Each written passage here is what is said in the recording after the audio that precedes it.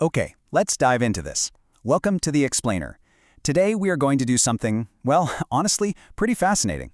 We are literally going to update your mental operating system. We'll be looking deep into the psychology of intelligence, how the brain builds wealth from absolute zero, and the very real psychological side effects of running a high-performance mind.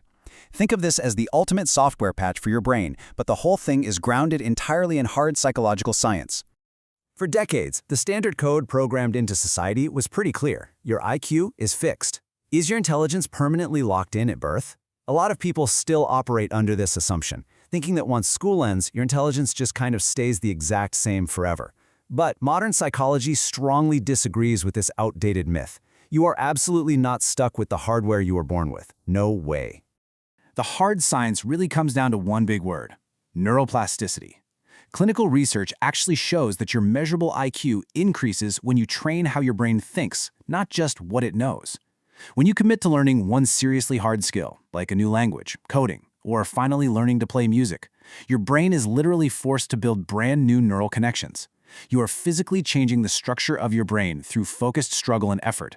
It's like a gym workout for your gray matter.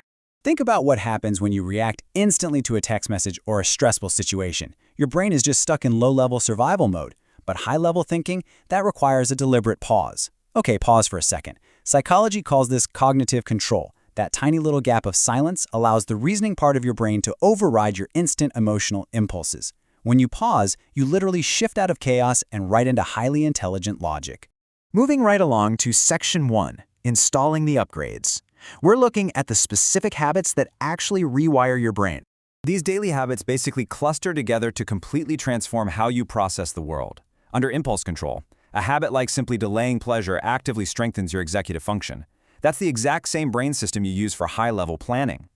Then you have metacognition. Simply asking why instead of just blindly accepting facts at face value forces your brain to build cause and effect chains, which massively boosts your abstract reasoning.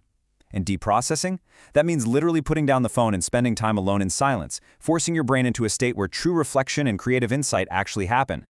Now, if you try these habits, say reading some dense philosophy, studying long-form writing, or learning that hard new skill, you are definitely going to feel frustrated. But remember this, difficulty is not a weakness. It is the exact signal that growth is happening. That confusion, the mistakes, the immense mental effort, that's not a sign of failure at all. It is neuroplasticity in action. It's the literal physical sensation of your brain upgrading its own capacity. And doing this builds a vastly superior mental framework. Think about it. A fixed identity fiercely defends its opinions, constantly yelling, "I'm right." But highly intelligent minds operate on cognitive flexibility. They actively ask, wait, what if I'm wrong? What am I assuming here? What evidence do I actually have? They use metacognition to doubt themselves and update their beliefs the second the facts change. They completely replace ego with accuracy, which allows them to learn exponentially faster. This mental upgrade extends right down to your internal monologue too. Emotional language, like telling yourself, "This is terrible, I hate this," literally triggers your amygdala and physically blocks the reasoning centers of your brain. It shuts you down. But neutral language, saying, "Okay, this is inconvenient, what can I adjust?" keeps your brain locked tightly in problem-solving mode. Less internal drama literally equals higher functional intelligence. Let's look at how this plays out in the real world. Section 2, Running the New Software. We're diving into the psychology of wealth. It's honestly fascinating how perfectly the wealth-building journey maps right onto these cognitive upgrades. Step 1, delay reward. Because they've trained their impulse control, they can easily sacrifice temporary comfort today for immense freedom tomorrow. Step 2 is tolerating uncertainty.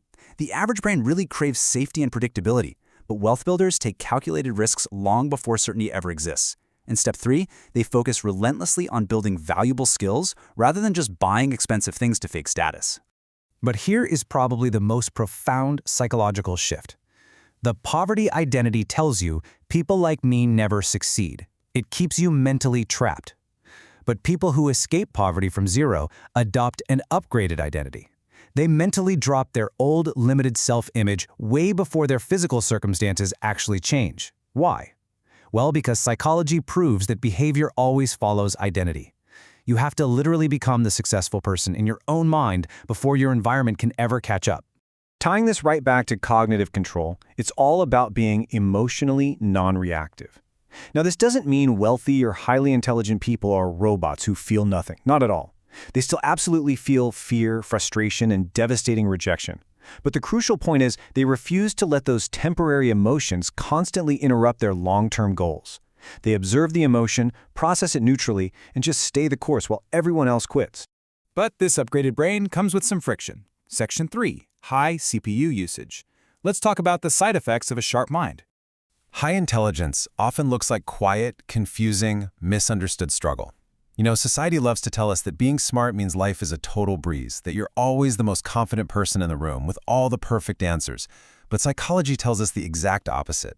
An upgraded mind doesn't necessarily make life easier. In a lot of ways, it makes life deeper, heavier, and vastly more complex. So let's walk through the 7 struggles of an upgraded mind. If you experience chronic overthinking, your brain is just processing way more variables at once than the average person.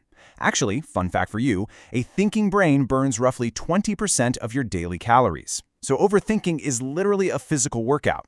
What looks like simple boredom is actually a high-performance brain just starving for complex, novel stimulation. And that persistent self-doubt? That's just the intellectual humility effect. You simply know enough to clearly see your own limitations. You might also feel a social mismatch because your cognitive pacing is just faster. Or you might have a hypersensitivity to illogical systems, leaving you feeling entirely misunderstood by the crowd. So when you feel things super intensely, you've got to realize this is not emotional weakness. It is emotional complexity. Experiencing emotions intensely and overanalyzing every little variable isn't a flaw in your personality. It is a direct scientific result of a brain that processes drastically more information, patterns, and deeper meanings simultaneously. You feel more because you see more. Which brings us to our final question, and a thought I really want to leave you with today. Now that you know the code can actually be rewritten, what will you do with your upgraded mental operating system? I want to strongly encourage you to lean heavily into the struggle. Seek out the difficult reading, practice that deliberate pause, and truly embrace the temporary confusion of learning. Maintain these new mental habits, keep rewiring your path to success, and whatever you do, never stop upgrading. Thanks so much for diving into this explainer with me.